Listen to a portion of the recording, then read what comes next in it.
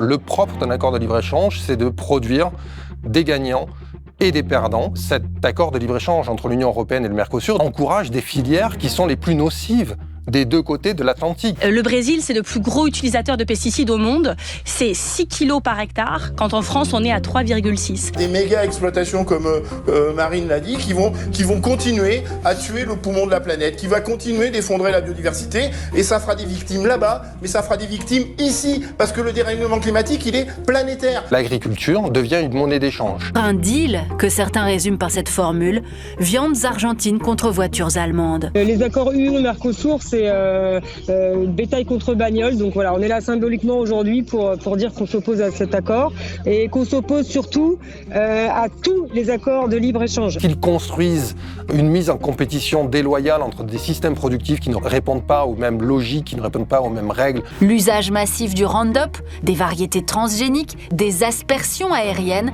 et la course au gigantisme nourrissent de fortes critiques. La question est de savoir à quels besoins répondent-ils. Est-ce que nous voulons importer des produits pour satisfaire les besoins des populations ou est-ce que nous voulons augmenter le commerce international pour satisfaire l'appétit des entreprises multinationales, des intermédiaires, de l'agrobusiness qui, en fait, maîtrisent ces marchés internationaux?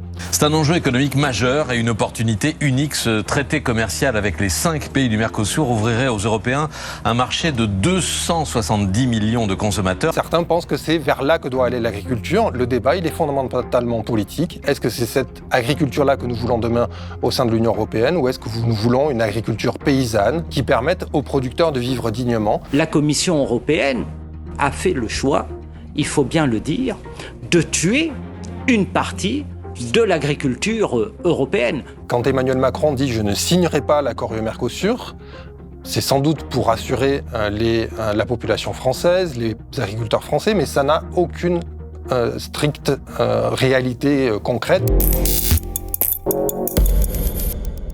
Je m'appelle Maxime Combes, je suis économiste. Je travaille pour une petite structure qui s'appelle l'ETEC, l'Association internationale de techniciens, experts et chercheurs. Je co-anime le collectif national qui s'appelle Stop Mercosur, qui s'est appelé aussi Stop CETA ou Stop TAFTA quand il y avait des négociations entre l'Union européenne et les États-Unis, et qui regroupe les ONG, associations, collectifs citoyens, syndicats, paysans et de travailleurs également, qui, depuis des années, sont mobilisés contre ces accords de libre-échange et pour faire advenir une mondialisation qui respecte les droits des populations, qui permettent de lutter contre le réchauffement climatique, qui permettent d'être finalement à la hauteur des grands enjeux du XXIe siècle.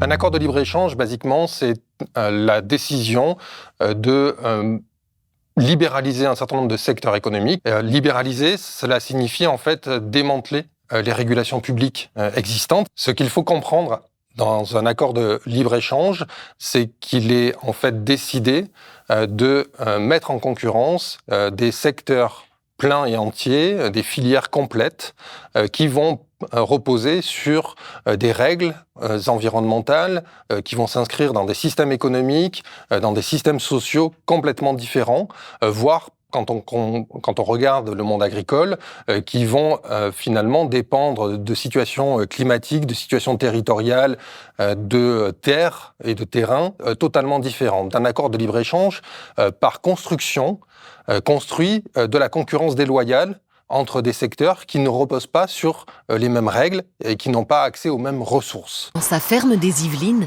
Olivier Grand élève ses vaches limousines depuis 8 ans.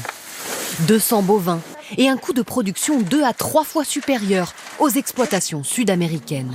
C'est un aliment à base de lin, luzerne, pulpe de betterave. Ça coûte plus cher que ce que font nos amis dans des pays du sud de l'Amérique notamment. Les promoteurs des accords de libre-échange considèrent que ceci va conduire à une concurrence donc accrue entre ces secteurs, faire baisser les prix, et cette baisse des prix va être bénéfique pour les consommateurs qui vont gagner en pouvoir d'achat et donc du coup avoir un gain de bien-être, un gain de PIB dans les territoires concernés. Ça, c'est la justification première des accords de libre-échange. Le propre d'un accord de libre-échange, c'est de produire des gagnants et des perdants. Globalement, on voit que les effets sociaux de ces accords de libre-échange, c'est la destruction d'emplois relativement massifs dans des zones historiquement industrielles, demain agricoles, si tous les accords de libre-échange viennent à voir le jour. Et ceci a des effets sociaux importants. Ça a été du chômage massif dans les pays anciennement industrialisés, tels que des régions industrielles des États-Unis, la Pennsylvanie, le Michigan, mais le nord et l'est de la France également, et on le voit dans d'autres régions de la planète. J'ai 5 enfants, qu'est-ce que je vais faire? La lainière, c'était mon travail, c'était ma vie, c'était mon mari aussi. On était à 2 dans la lainière, et comme beaucoup d'entre nous d'ailleurs. Donc on voit que la mondialisation, on peut pas simplement, et ces accords de libre-échange, on peut pas simplement les évaluer du point de vue de leurs gains attendus en termes de PIB, parce qu'ils ont des répercussions sur des vies concrètes. Ces accords de libre-échange sont de plus en plus négociés depuis une vingtaine d'années. L'Organisation mondiale du commerce, créée en 1995, qui avait pour fonction d'organiser cette libéralisation pour l'ensemble des pays de la planète, est retrouvée relativement bloquée dans son agenda de libéralisation, notamment parce que sur le secteur agricole, des mobilisations citoyennes, mais également des pays du Sud, tels que le Brésil, mais aussi l'Inde, à un moment donné, ont bloqué cet agenda de libéralisation du secteur agricole. Cela n'est jamais arrivé, où on trouve des paysans, des syndicalistes ouvriers, des écologistes, des associations de consommateurs et des simples citoyens qui se retrouvent ensemble à Seattle pour dire on refuse les règles actuelles de l'OMC, on veut véritablement que les droits humains, que les droits des peuples soient respectés. Et dès lors, la Commission européenne, les institutions européennes, mais à la demande des États membres, ont commencé à multiplier les négociations d'accords de libre-échange avec les pays tiers. L'accord de libre-échange avec le Mercosur est un accord qui est en négociation depuis plus de 25 ans maintenant. Le mandat de négociation qui a été demandé par la Commission européenne et délivré par les États membres de l'Union européenne le lui a été en 1999. Ce mandat de négociation n'est toujours officiellement pas publié, mais la société civile l'a obtenu et l'a rendu public, l'a fait fuiter. Il ne comprend strictement rien pour tenir compte de la lutte contre le réchauffement climatique, de la protection de la biodiversité, de la lutte contre la déforestation, qui est un enjeu majeur quand on négocie quelque chose avec les pays du Mercosur, mais également pour la préservation des emplois décents, des emplois de bonne qualité. C'est un mandat qui est vraiment du siècle dernier et qui est totalement obsolète. L'accord UE-Mercosur est très symbolique de cette logique qui consiste à monnayer la libéralisation d'un secteur contre un autre. Quand l'Union européenne souhaite négocier un accord de libre-échange avec un pays tiers, qui plus est quand il s'agit du Brésil, de l'Argentine, du Paraguay et de l'Uruguay, c'est pour ouvrir des marchés à ces entreprises multinationales exportatrices, principalement dans les services, dans l'industrie, dans le commerce, mais également pour partie dans l'agriculture. C'est la raison pour laquelle l'agriculture devient une monnaie d'échange. Et parce que principalement, le Brésil et l'Argentine sont 2 puissances agricoles exportatrices, extrêmement puissantes, 2 des plus puissantes à l'échelle internationale, et que de leur point de vue, leurs productions qui sont les plus compétitives, ce sont des matières premières minières, énergétiques et agricoles. Donc, par nécessité, lorsque vous négociez un accord de libre-échange avec les pays du Mercosur, vous avez un donnant-donnant qui ouvre les marchés agricoles européens. Contre l'ouverture de ces marchés agricoles, l'Union européenne a obtenu l'ouverture du secteur pharmaceutique dans les pays du Mercosur, mais également son industrie aéronautique ou automobile, également un certain nombre de filières agricoles. Et donc les grands gagnants de cet accord UE-Mercosur, ce sont effectivement les entreprises européennes de la pharmaceutique qui vont en gagner des marchés au Brésil. Gagner des marchés pour des entreprises européennes, ça signifie que des entreprises brésiliennes ou des entreprises argentines, uruguayennes vont perdre les leurs. Et d'ailleurs, l'étude d'impact de la Commission européenne autour de l'accord UE-Mercosur montre très bien qu'il va y avoir du chômage généré dans les filières où les entreprises européennes vont gagner des marchés. Autre exemple sur les questions agricoles, il est clair que pour les pays du Mercosur, il est important de pouvoir exporter plus de bœuf, plus de sucre, plus d'éthanol vers les marchés européens. Et en contrepartie, l'Union européenne a obtenu l'ouverture, par exemple, du secteur agricole sur le lait ou sur les vins et spiritueux. Et donc, on a 2 filières agricoles françaises européennes qui sont relativement très industrialisées, compétitives à l'international, qui vont gagner à ces marchés-là. Et ceci, encore une fois, on peut le voir comme étant bénéfique pour les filières européennes, mais ça ne signifie pas que c'est le producteur de lait qui va gagner en France. Ce sont les intermédiaires qui vont gagner. Ça ne signifie pas que c'est un petit producteur de vin qui va bénéficier de cela. Ça signifie que ce sont les grands acteurs agro-industriels des vins et spiritueux qui vont gagner à cet échange. En contrepartie, ce sont des petits producteurs là de lait pour des marchés locaux au Brésil. Il n'y a pas de grand marché national au Brésil du lait pour l'instant, à part celui que Lactalis est en train de construire.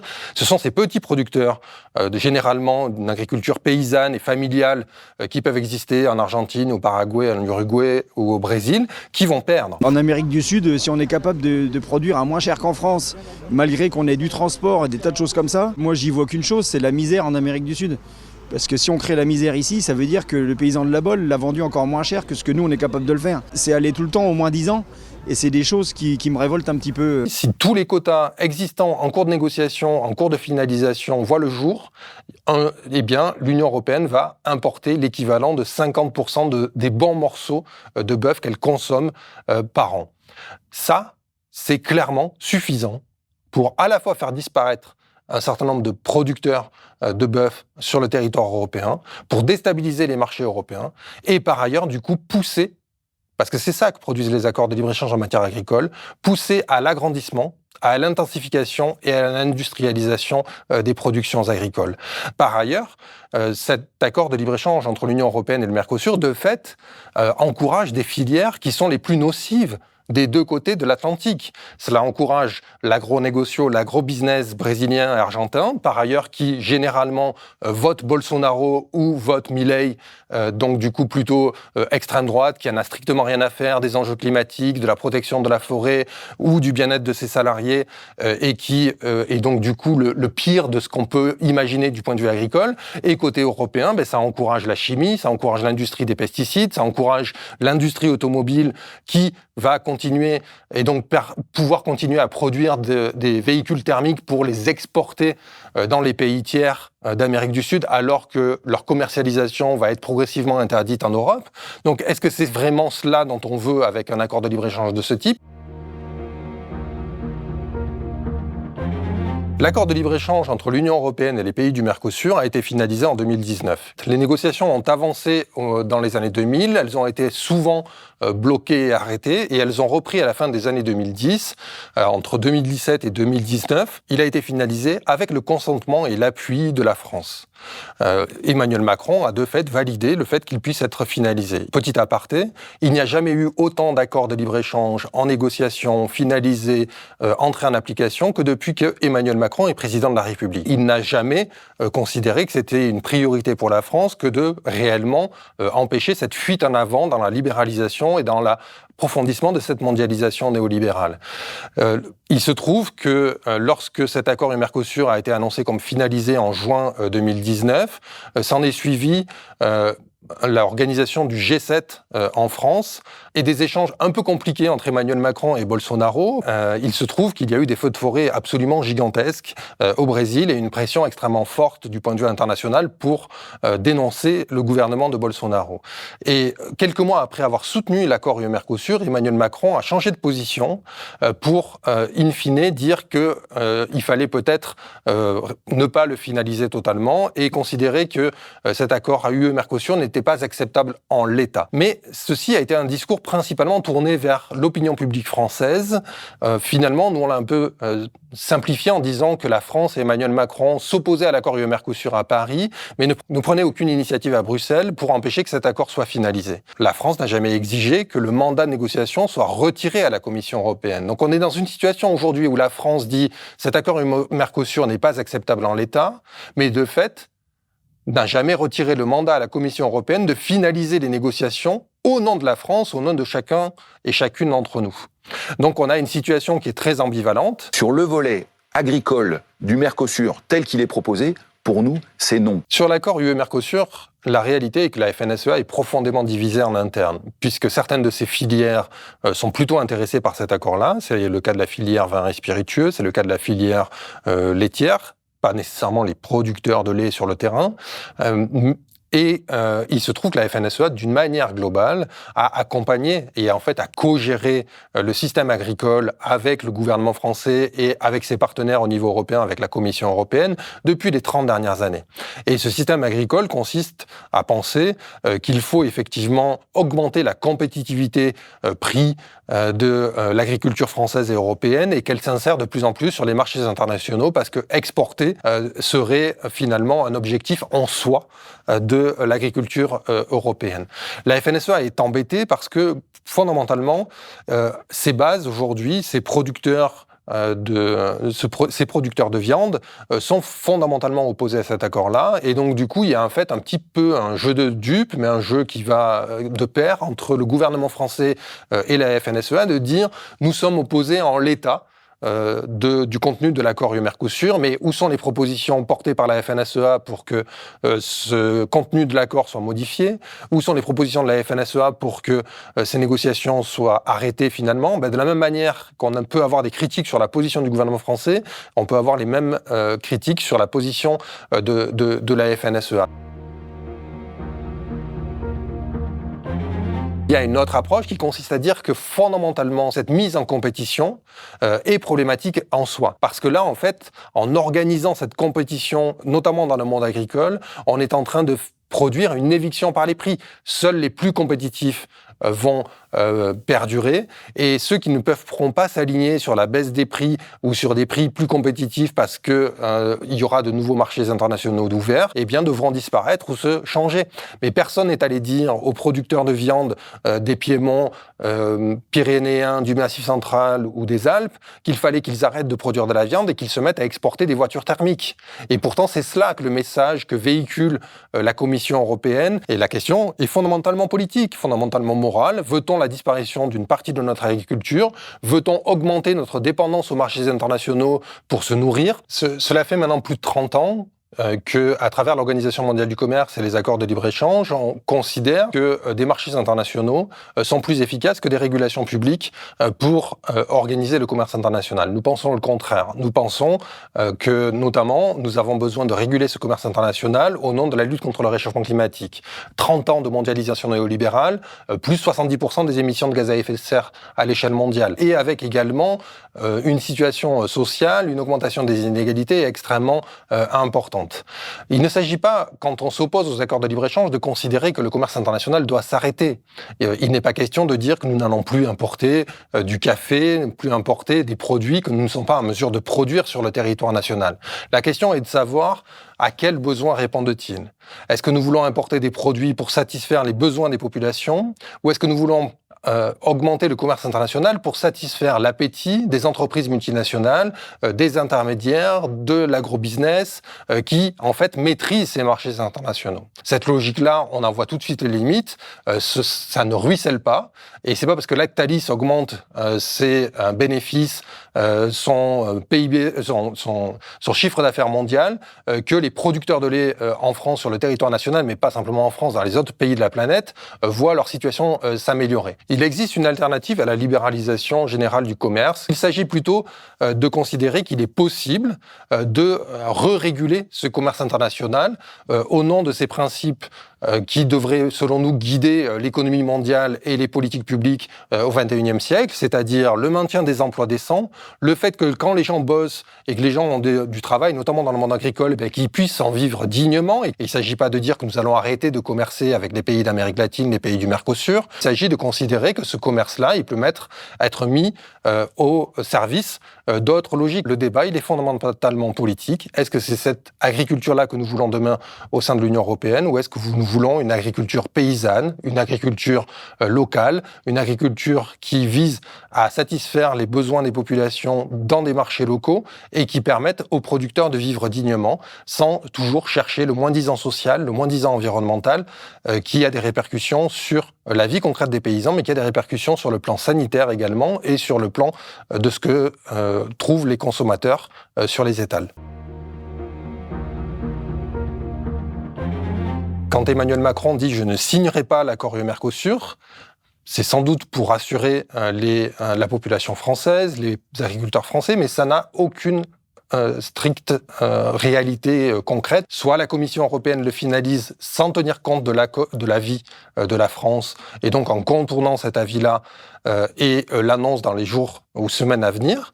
Et si elle fait cela, une deuxième phase s'ouvrira, qui sera la phase de ratification de l'accord. Et là, il est vraisemblable qu'effectivement, la France pourra dire « je ne signe pas ou je ne valide pas l'accord UE-Mercosur », mais probablement que la Commission européenne obtiendra que cette décision soit prise non pas à l'unanimité, donc avec un droit de veto de la France, mais ce qu'on appelle la majorité qualifiée, et donc du coup, sans tenir compte de l'opposition de la France. C'est la raison pour laquelle il faut que la France intervienne dès à présent, d'un point de vue géopolitique, d'un point de vue diplomatique, et convaincre d'autres capitales en Europe de s'opposer à l'accord UE-Mercosur. La France est beaucoup moins isolée qu'on ne le dit. Nous avons 12 États qui demandent la finalisation de cet accord. Ça veut dire qu'il y en a 15 qui sont soit opposés, soit qui ont des réserves, soit qui n'ont pas d'avis.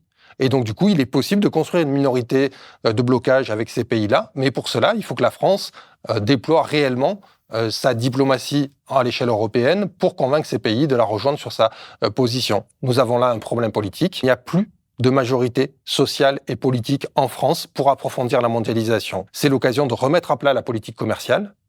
C'est possible.